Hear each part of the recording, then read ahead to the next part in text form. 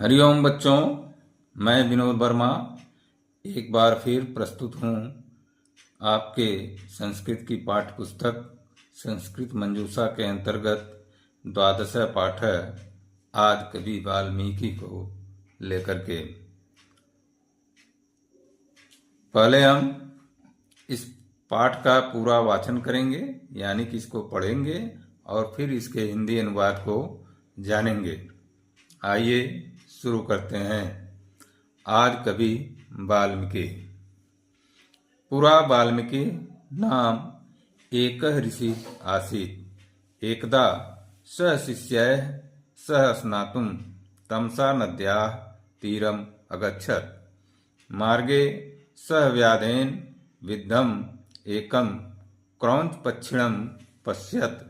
सहचरस्य वियोगेन व्याकुलितायाः क्रौञ्च्याः उच्चैः क्रन्दनम् अशृणोत्। तत्श्रुत्वा तस्याः दयनीयां दशां दृष्ट्वा कारुणिकः ऋषिः द्रवितोऽभवत्। क्रौञ्चीक्रन्दनात् जातः ऋषेः शोकः श्लोकरूपेण तस्य मुखात् एवं निर्गच्छत्। मानिषात् प्रतिष्ठां त्वं गमः शाश्वती समा यत् क्रौञ्च मिथुनादेकं वधि काम मोहितम्।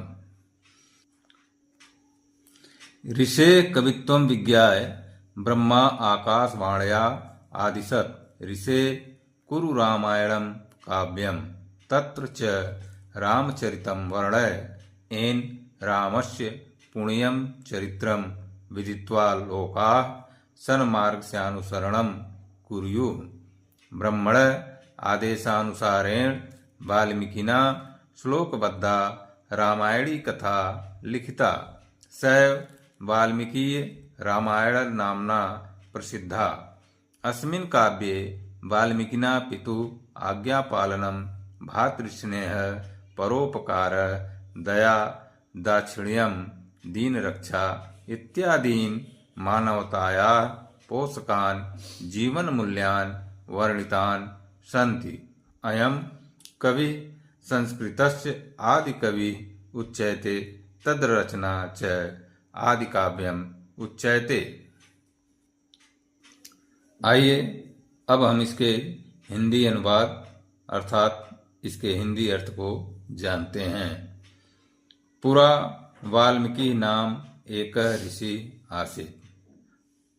पुराने समय में वाल्मीकि नाम के एक ऋषि थे। एकदा सह शिष्य, एक बार वह शिष्यों के साथ सह स्नातुं तमसा नद्या तीरम अगच्छत्। स्नान करने के लिए तमसा नदी के किनारे गए। मार्गे सह व्याधेन विद्धम् एकम क्रौञ्च पक्षिणं पश्यत्। रास्ते में वह बहेलिया के द्वारा घायल किए गए एक क्रौञ्च पक्षी, एक हंस को देखे। सहचरस, उसके साथी, वियोग से व्याकुलिताया, व्याकुल क्रौञ्च्या हंसिनी उच्चैः क्रंदनम अशृणोत्, जोर जोर से रोने की आवाज सुने। तत्श्रुत्वा, यह सुनकर, तस्याः दयनीयम्, उसके दयनीय, दशां दृष्ट्वा, दशा को देखकर, कारुणिकः, करुण से भरे ऋषि द्रवितोऽभवत्, ऋषि द्रवित हो गए।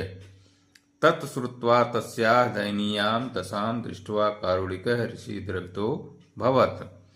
यह सुनकर, उसकी दयनीय दशा को देखकर ऋषि को करुणा हुई और वह द्रवित हो गए। क्रौञ्ची क्रंदनात् जातः, हंसिनी के विलाप को सुन करके, जानकर, ऋषे शोकः, ऋषि को शोक हुआ। श्लोक रूपेण तस्य मुखात् एव निर्गच्छत्,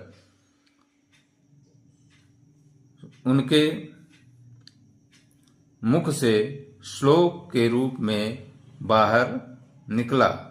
यानी कि क्रौञ्ची क्रंदनात् जातः ऋषे शोकः श्लोक रूपेण तस्य मुखात् एव निर्गच्छत्।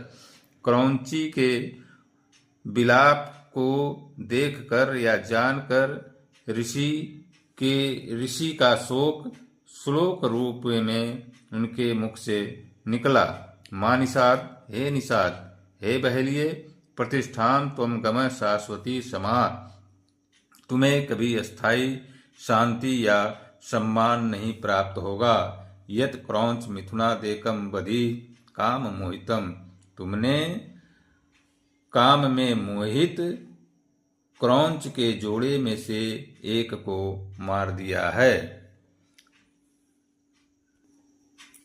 ऋषे कवित्वम विज्ञाय। ऋषि के कवित्व को जानकर ब्रह्मा आकाशवाण्या आदिशत। ब्रह्मा जी ने आकाशवाणी से आदेश किया।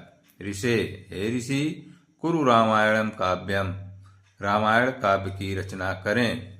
तत्र च रामचरितम वर्णय। येन रामस्य पुण्यम चरित्रम विदित्वा लोकाः सन्मार्गस्यानुसरणं कुर्युः। और उसमें राम के चरित्र का वर्णन करें। राम के पुण्य चरित्र, पावन चरित्र को जानकर लोग सन्मार्ग का अनुसरण करेंगे।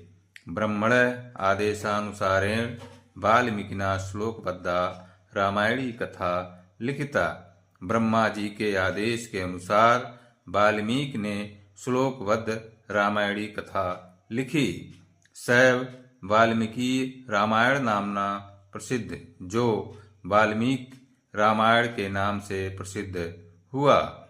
अस्मिन् काव्ये वाल्मीकिना पितुः आज्ञापालनम, भातृस्नेह, परोपकार, दया, दाक्षिण्यम, दीन रक्षा इत्यादीन मानवताया पोषकान जीवन मूल्यान वर्णितान सन्ति।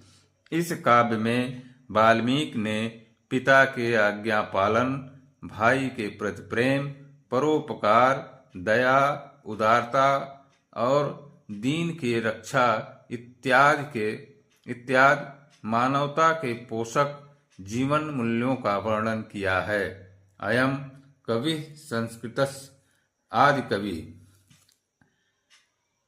इन कवि को संस्कृत का प्रथम कवि कहते हैं। उच्चैते तद रचना च आदि काव्यम उच्चैते।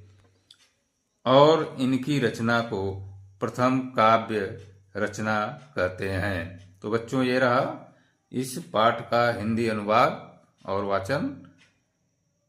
वीडियो को देखने के बाद लाइक कर दें, सब्सक्राइब कर दें और बेल आइकन को अवश्य दबा दें। अपने कमेंट अवश्य लिखें, जिससे कि हमें प्रोत्साहन मिल सके। धन्यवाद।